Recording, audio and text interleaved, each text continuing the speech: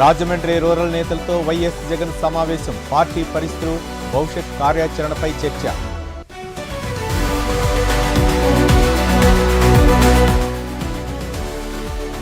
దేవాలయం వంటి అసెంబ్లీని బహిష్కరించడం చరిత్రలో చూడలేదు. అసెంబ్లీలో ప్రజా సమస్యలపై చర్చిస్తే విలువ ఉంటుందన్న సీఎం చంద్రబాబు. సనత్ నగర్ మర్రి చెన్నారెడ్డి టీమ్స్ వద్ద ఉద్రిక్త ఆందోళనకు దిగిన బీఆర్ఎస్ నేతలు, కాంట్రాక్టు ఉద్యోగులు. ఎన్నికలకు భయపడే వైసీపీ కోర్టుల చుట్టూ తిరుగుతోంది. ఎంపీ అవినాష్ రెడ్డిపై టీడీపీ నేత బీటెక్ రవి ఆగ్రహం.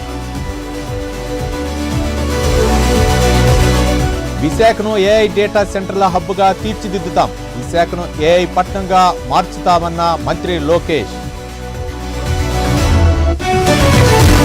రాజమండ్రిలోని కృష్ణానగర్లో తీవ్ర ఉద్రిక్తత. వైసీపీ చేరికలకు అనుమతి లేదంటూ అడ్డుకున్న పోలీసులు.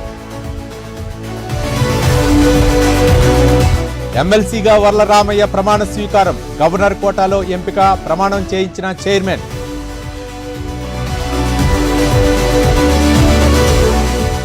గుంటూరులో ఐటీ అధికారుల సోదాలు.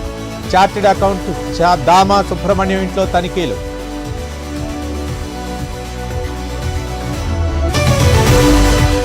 ఇరవై 22A బాధితులకు బీఆర్ఎస్ అండగా ఉంటుంది. ప్రజల తరఫున పోరాటం చేస్తామన్న హరీష్ రావు.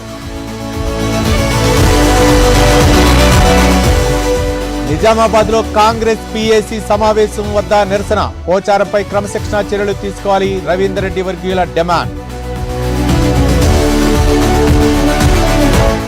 కొండా సురేఖను మరోసారి ఎమ్మెల్యేగా గెలిపించాలి. మంత్రి జన్మదిన వేడుకలో సుస్మితా పటేల్ వ్యాఖ్యలు.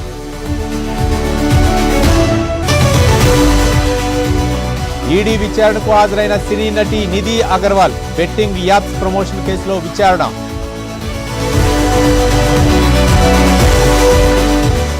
చిత్తూరు జిల్లా నగర్లో దారుణం. కంటైనర్తో తొక్కించి వ్యక్తిని హతమార్చిన దుండగులు. రాజేంద్ర నగర్లో కలకలం రేపుతున్న నైట్రోజాపామ్ టాబ్లెట్ల విక్రయం. 3 నిందితుల అరెస్ట్. 1840 టాబ్లెట్లు స్వాధీనం.